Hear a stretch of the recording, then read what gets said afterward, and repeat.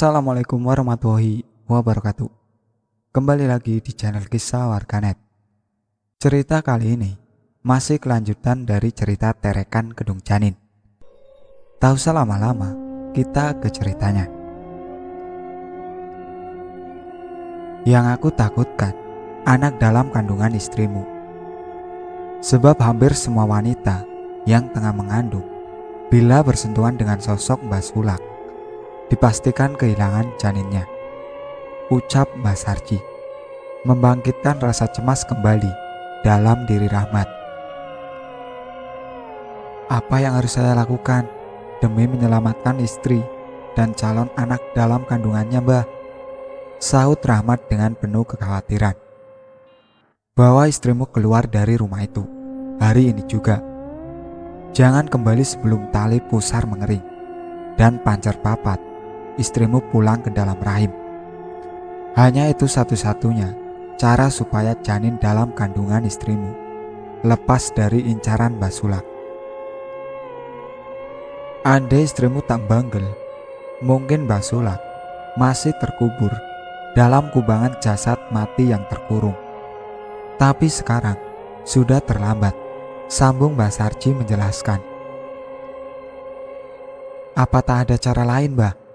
Mungkin dengan bantuan orang-orang tua, ustadz atau sesepuh spiritual di kampung ini, supaya bisa mengusir sosok Mbah Sulak, ujar Rahmat di sela-sela pikirannya yang terfokus pada saran Mbah Sarji.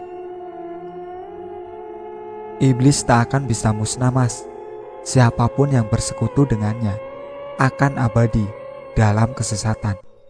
Hanya raganya bisa musnah, tapi sukmanya akan tersandar oleh ikatan yang telah tergadai. Kelak di hari kiamat, sukma dan raganya bisa kembali menyatu guna mempertanggungjawabkan di hadapan Pangeran Kang Bau Rekso Alam Dunyo. Jelas dan terang jawaban dari Mbah Sarji setelah sebelumnya menggelengkan kepala pelan. Rahmat tertegun, ia tidak menampik ucapan Mbah Sarji. Meski dirinya belum begitu tahu akan hal seperti itu, tapi ia tak memungkiri satu kebenaran terkandung dari kalimat-kalimat yang dilontarkan Mbah Sarji. Secerca harapan sesaat menyelinap dalam benak Rahmat. Tapi di balik itu, tak luput satu keresahan juga ikut menyusup. Mengingat akan sifat keras membantu istrinya, ibarat karang yang tertanam tajam dan kokoh di lautan. Memikirkan hal itu sedikit mengendurkan semangat Rahmat.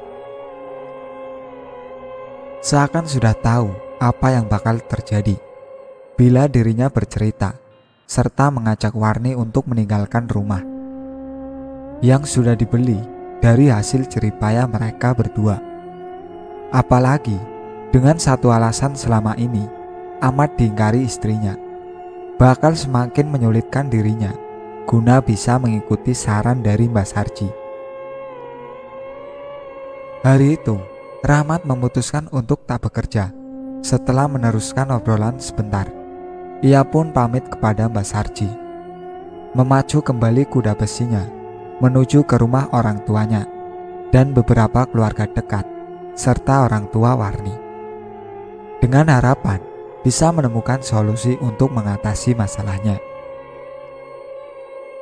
Tak ada satupun dari seluruh keluarga dan orang tua yang menolak saran dari Mbah Sarji setelah dijabarkannya, membuat setitik harapan menyinar dari wajah Rahmat.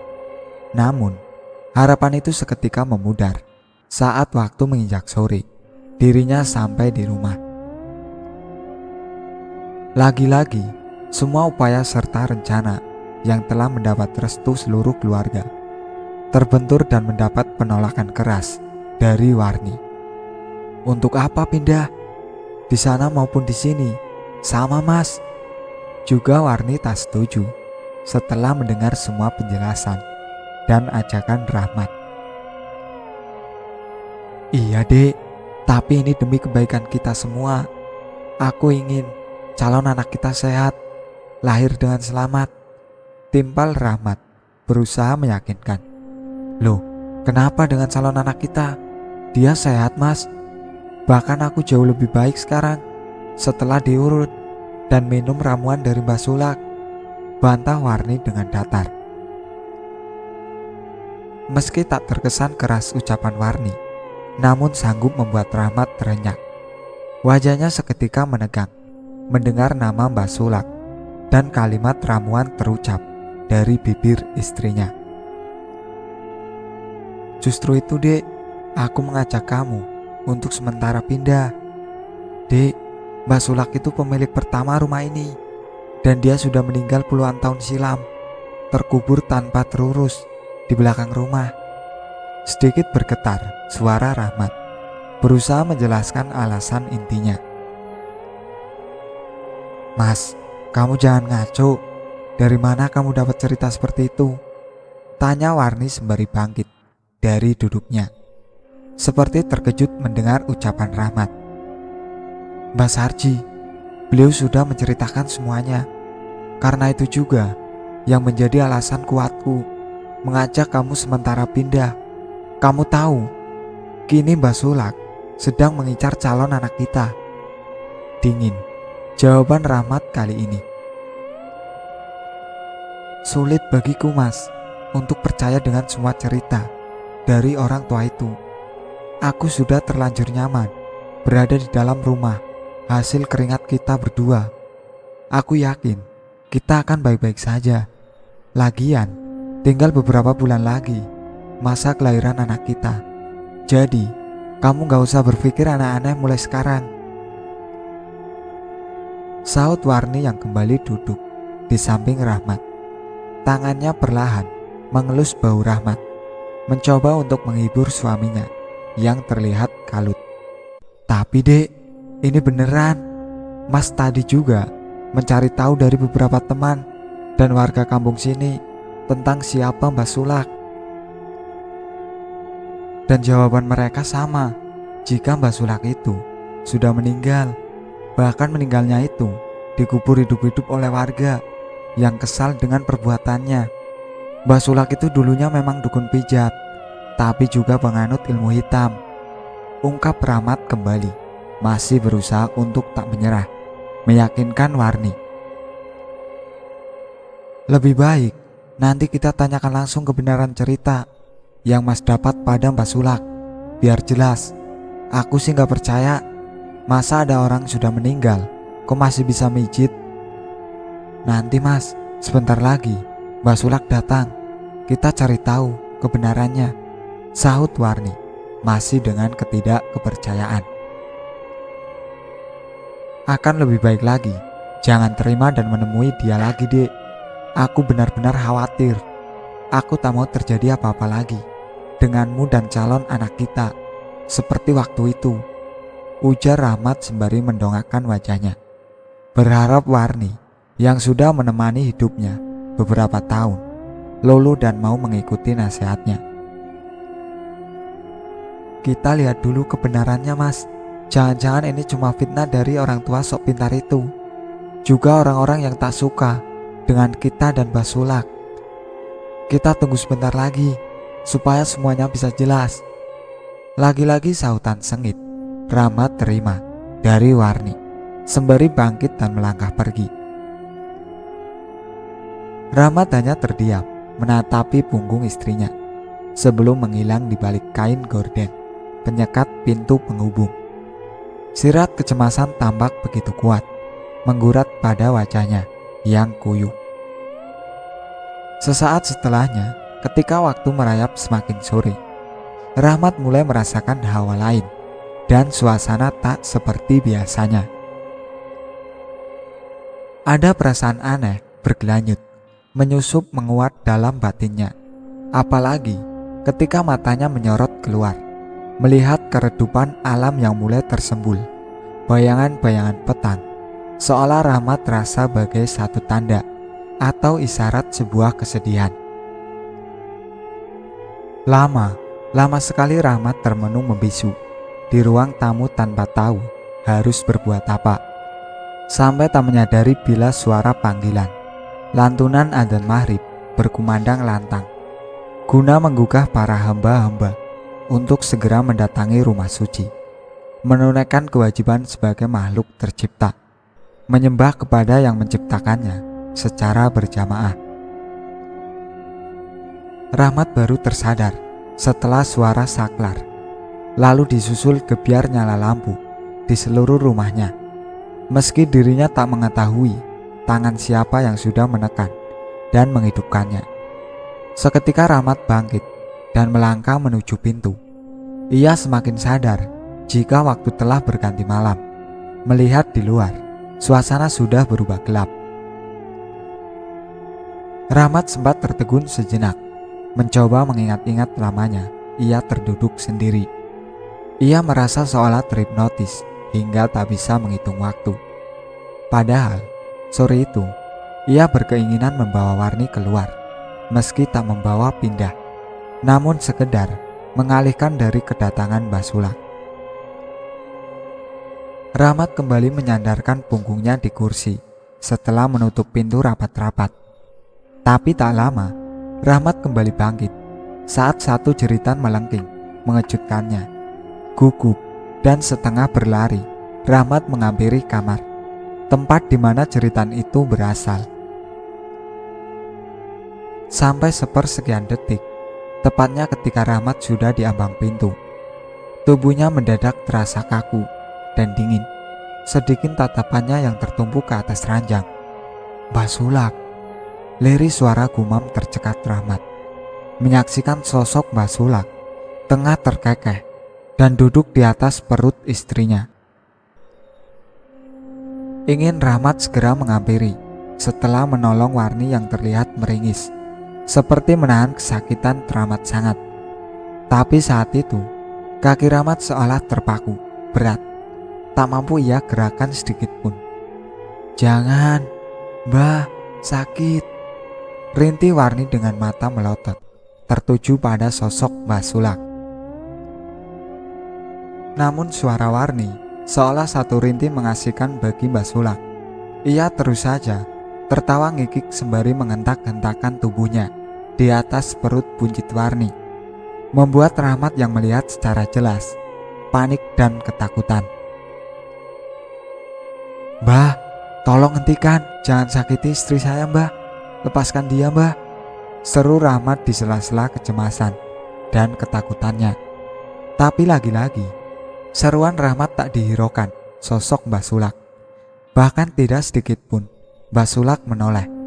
Ia malah semakin mengeraskan tawa ngikiknya, mengiringi jerit melolong dari bibir Warni. Rahmat yang masih dirundung kepanikan, kini tersusup rasa tak tega melihat istrinya sangat tersiksa. Ia meraung dan memaksa kakinya untuk melangkah. Namun, baru saja kaki kanannya terangkat, tiba-tiba ia merasa ada tangan-tangan yang menahannya, menarik kembali dengan kuat hingga menjejak dan menapak di lantai semula. Sebentar Rahmat masih meraung serak, berusaha keras dan gigih untuk bisa menolong istrinya. Tetapi kemudian, tak berapa lama, ia terdiam dalam puncak ketakutan. Saat matanya melihat ke bawah, mendapati jari-jari tangan mencengkram erat pada kedua kakinya. Kilat kepasrahan nampak jelas dari raut wajah Rahmat. Tubuhnya serasa tak bertulang, menyadari sekeliling tempatnya berdiri sudah dirubung sosok-sosok bocah kecil berkain sewek dengan bola mata membulat kecil berwarna putih rata. Puluhan sosok bocah itu terlihat riang. Tangan-tangan kecil mereka saling berebut, memegang dan mencengkeram kaki Rahmat, seakan tahu dan sengaja menghalangi Rahmat yang berusaha menolong Warni. Meski tangan mereka tampak kecil di mata Rahmat, akan tetapi ia merasa bila tangan-tangan itu begitu dingin, keras, dan kuat, membuatnya hanya bisa terdiam pucat, tak berdaya melawan cengkraman sosok-sosok bocah berbau amis dan tak beralis. Linangan air mata Rahmat akhirnya meleleh dibarengi rasa ngeri. Ketika tak lama kemudian dirinya kembali mendengar lolongan menyayat dari istrinya saat Mbah Sulak yang sudah turun dan berdiri di samping Warni menarik paksa sesuatu dari dalam perut melalui jalan lahir istrinya. Tawa ngikik Mbah Sulak disambut rengekan riang puluhan sosok bocah tak berbaju dan berkepala pelontos sebentar menghias dalam kamar Rahmat. Manakala tangan tua Mbah Sulak berhasil mengambil sebuah gumpalan sebesar kaki manusia dewasa dari dalam perut Warni. Bau amis bercampur arus spontan menyeruak, menyengat, berasal dari tangan Mbah Sulak yang sedang menimang-nimang gumpalan merah, kehitaman, dan berlumur darah. Mbah Sulak terus-menerus tertawa ngikik tiada henti, sebelum akhirnya terdiam dan melototkan bola mata putihnya ke arah Rahmat. Menggigil tubuh Rahmat, jiwanya terguncang hebat saat Mbah Sulak berjalan pelan mendekatinya sambil mengacungkan gumpalan yang dirinya tahu adalah janin, calon anak pertamanya. "Sudah kubilang anakmu bagus kan?" Semakin menggigil, gemetar tubuh Rahmat mendengar ucapan dan seringaian sinis dari bibir Mbah Sulak yang telah berdiri tepat di hadapannya. Tak mampu lagi Rahmat berucap atau menyahut, hanya matanya yang sebentar mengerjap-ngerjap seolah tak ingin melihat gumpalan di tangan Mbah Sulak. Apalagi saat wajah tua penuh keriput Mbah Sulak mendekat dan tinggal berjarak beberapa senti dari wajahnya. Tubuh Rahmat seakan mati rasa. Tak lagi merasakan degup jantung dan desiran darah mengalir. Yang ada, yang terasa olehnya saat itu, hanya sapuan dengus nafas menebar aroma amis, bercampur bau kapur barus dari sosok berbola mata putih rata, Mbah Sulak. "Anakmu sekarang, aku yang merawat. Sebagai ganti batalnya pengakuan dan ingkarnya istrimu atas keberadaan kami di sini telah lebih dulu daripada kalian." Tak kuasa lagi Rahmat menahan letupan rasa takut bercampur amarah. Mendengar kalimat Mbah Sulak, bila gumpalan yang disodorkan tepat di wajahnya adalah janin, calon anak dari rahim istrinya yang telah diambil paksa meski belum sempurna. Hanya raungan serak saat itu terdengar dari tenggorokan Rahmat. Lirih, lemah, terkalahkan oleh riuh suara berbocah-bocah berkain sewek, mengiring tawa ngikik sosok Mbah Sulak yang melangkah perlahan meninggalkan Rahmat. Tubuh Rahmat seketika goyah, tergerak dan roboh saat kakinya gemetar, tak mampu menopang lagi. Ia terduduk bersimpuh, nangis pelan, sebelum bangkit, memaksa kakinya berayun mendekati ranjang, tempat Warni terbaring. Tangis meraung akhirnya pecah dan keras, ketika matanya mendapati kubangan darah di sela-sela dua kaki istrinya, bagian atas. Tak mampu lagi Rahmat menahan kepedihan yang menggurat tajam, menusuk, dan mengobrak-abrik jiwanya. Namun tak lama, raungan Rahmat terhenti, manakala tangannya merasakan denyut nadi dari pergelangan tangan istrinya. Satu harapan kembali muncul dalam diri Rahmat saat tahu masih ada nafas dalam diri Warni yang semula dirinya kira telah meninggal. Tanpa berpikir panjang, Rahmat membopong tubuh lemah istrinya, membiarkan limpahan darah mengenai kasur bertilam kain halus, dan mengacukan sepasang mata menyorot sinis dari sudut kamar di sisi kiri. Teriakan panik Rahmat seketika mengundang perhatian tetangga sekitar, membuat beberapa lelaki yang kebetulan melihatnya membopong tubuh Warni berdatangan dan segera membantu, sampai akhirnya dalam beberapa puluh menit saja Warni bisa sampai di sebuah puskesmas desa. Kekalutan masih terus menggelayuti pikiran Rahmat meski Warni telah berhasil diselamatkan. Merasakan deburan amarah masih begitu kuat menggelora dalam dada, kala bayangan-bayangan Mbak Sulak yang sudah merenggut calon anaknya menari-nari di pelupuk mata. Rasa sesal dan amarah Rahmat semakin memuncak ketika Warni dinyatakan telah keguguran dan tak bisa lagi mengandung, sebab akibat luka rahimnya harus diangkat. Malam itu juga Rahmat menghubungi seluruh keluarga, orang tua, serta mertuanya. Tak berapa lama mereka pun berdatangan, termasuk Mbok Ngah dan Pak Kasti yang ikut menunggui Warni. Setelah menceritakan dan bermusyawarah sekilas, Rahmat memutuskan kembali ke rumah, berniat mengambil beberapa helai pakaian sebagai ganti, juga membersihkan darah bekas keguguran Warni yang sempat ia lihat mengotori di atas ranjang sebelum mengering. Entah jam berapa tepatnya saat itu, Rahmat tak bisa memastikan. Tapi melihat jalanan yang mulai terlihat lengang, Rahmat menduga jika waktu saat itu mulai merangkak larut, sunyi dan sepi, memudahkan dan mempercepat laju kendaraan Rahmat hingga tak lebih 40 menit menempuh perjalanan. Akhirnya ia pun sampai. Perasaan carut-marut yang menghias benak sedari puskesmas seketika berubah tak nyaman kala kakinya melangkah ke dalam. Ada satu siratan aneh dalam batinnya, mulai dari pertama masuk hingga sampai di dalam kamar. Sejenak Rahmat terdiam di sisi ranjang. Ia terkesiap, terkejut melihat kain tilam halus pembungkus kasur terlihat bersih dan rapih. Tak percaya dengan penglihatannya, Rahmat mendekatkan wajah, mencoba meyakinkan diri. Akan tetapi, dari itu semua semakin melipat gandakan perasaan aneh dan rasa terkejutnya.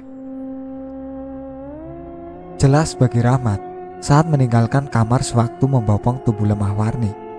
Kain kasur bersimbah darah dan berlendir berbau amis dan arus. Namun kini genangan darah dan lendir lenyap. Bahkan indera penciumannya saat itu membaui wangi bunga tak asing di tempat yang ia yakini sebagai awal dirinya melihat genangan darah. Sedetik, 2 detik, sampai beberapa tarikan nafas kemudian, Rahmat masih termenung, terduduk di samping ranjang, menyesapi wewangian kembang yang biasa tumbuh di tanah kuburan. Sebelum satu tiupan angin lembut menyapu wajah dan leher, membuat bulu-bulu halusnya berdiri merinding. Cepat-cepat Rahmat bangkit dan mendekati lemari kayu yang berada di sudut kiri kamar, bersampingan dengan jendela. Ia tersadar akan suasana serta hawa yang semakin tak nyaman. Bukanlah sebuah hawa biasa. Apalagi saat itu ia merasakan bila dari pojok sebelah kanan kamar, sorot tajam sepasang mata seperti sedang menatapinya dengan sinis, meski tak melihat wujud utuhnya. Kepekaan Rahmat lagi-lagi diuji, manakala pintu lemari kayu telah terbuka, disambut sengat bau anyir pekat, menyesakkan dadanya. 2 langkah Rahmat tersurut mundur, matanya lekat menatap tumpukan pakaian yang tersusun rapi di dalam lemari bersusun 3 tingkat. Seakan tak percaya jika di dalam lemari yang setiap hari ia dan istrinya gunakan, tiba-tiba terdapat hal aneh. Tercekat membuat Rahmat tertegun dan berpikir keras, antara ragu dan takut, menyadari semakin banyaknya kejanggalan yang ada di kamarnya. Tapi demi satu tujuan, Rahmat akhirnya kembali maju mendekat. Tangannya dengan cepat segera memilih dan mengeluarkan beberapa helai pakaian Warni yang akan dibawanya sebagai ganti. Tanpa menuruti dan mengajukan rasa ingin tahu tentang sebab atau sumber dari bau anyir yang masih terus menyeruak. Setelah selesai memilih beberapa saja, Rahmat menutup pintu lemari dan buru-buru melangkah keluar. Namun baru saja kakinya menginjak lantai ruang tamu, Mendadak jantungnya seperti berhenti berdetak. Wajahnya membias putih, menahan gejolak jiwa takutnya saat mendapati satu sosok wanita cantik bergaun putih panjang duduk bersimpuh di lantai, menyandarkan kepalanya di pangkuan sosok wanita tua yang duduk di kursi atau tepat di atasnya. Jelas, sangat jelas di mata Rahmat, dua sosok wanita sudah dirinya lihat beberapa kali tersenyum kepadanya. Rahmat merasa jika dua sosok wanita, yang mana salah satunya ia tahu adalah sosok Mbah Sulak, sengaja menampakkan diri di hadapannya. "Setelah ini, bawa istrimu keluar, pindah dari tempat ini, jangan kembali lagi." Satu ucapan pelan dari sosok Mbah Sulak seketika menyentak Rahmat. Tubuhnya semakin bergetar, terdiam tanpa mampu menggerakkan lidah dan bibir untuk menyahut. "Iki ngunu akibate, nantang nyaiku. Je untung, bojomu ora sekalian didadekke jamper seselan nang panggonan sing wis adem wiwit puluhan tahun kepungkur. Mula tak anti-anti, ojo dibaleni maneh," sambung Mbah Sulak sembari mengusap pelan rambut hitam nan panjang sosok wanita yang terpejam dan menyandarkan kepala di pangkuannya. Sedangkan Rahmat masih terdiam dalam ketakutan. Ia hanya mendengarkan seraya menekan kuat-kuat gigil ketakutan dalam jiwanya. Matanya tak bisa lepas dan terus tertumpu pada dua sosok yang telah menorehkan malapetaka dalam hidupnya. Tak berselang lama, Rahmat kembali tergelak mati rasa, seperti tidak sanggup lagi menahan gelombang rasa takut saat sosok wanita di pangkuan Mbah Sulak perlahan mengangkat wajahnya. Pelan namun pasti, sosok dengan raut wajah pucat pasi, tanpa alis, serta berbola mata putih rata, mendekati tempat Rahmat berdiri. Berjalan mengitari sampai beberapa kali tubuh Rahmat sebelum melangkah pergi menuju ke arah belakang, meninggalkan aroma bunga Kamboja dan suara gemersak dari juntaian panjang rambutnya yang menyapu ke lantai. Tak ada ucapan apapun dari sosok wanita. Disebut sosok Mbah Sulak sebagai nyai. Wajahnya pun terlihat datar ketika berjalan beberapa jengkal dari wajah Rahmat. Namun dari sorot mata putihnya, Rahmat tahu bila ada kemarahan di dalamnya. Rahmat akhirnya mampu menggerakkan tubuh bekunya setelah hal yang sama dilakukan sosok Mbah Sulak, menyusul sosok wanita yang sudah berlalu lebih dulu meninggalkan dirinya. Sesaat Rahmat menyadarkan tubuh di tembok dinding pembatas kamar, berusaha mengatur deru nafas dan memulihkan jiwa takutnya. Lalu tak berapa lama, langkah goyahnya mengayun keluar, meninggalkan rumah penuh kengerian yang ditimbulkan ulah dari kesombongan istrinya sendiri. Sampai di sini ceritanya. Nantikan cerita kelanjutannya di part berikutnya. Sekian dari saya. Wassalamualaikum warahmatullahi wabarakatuh. Jangan lupa like, komen, dan subscribe channel ini.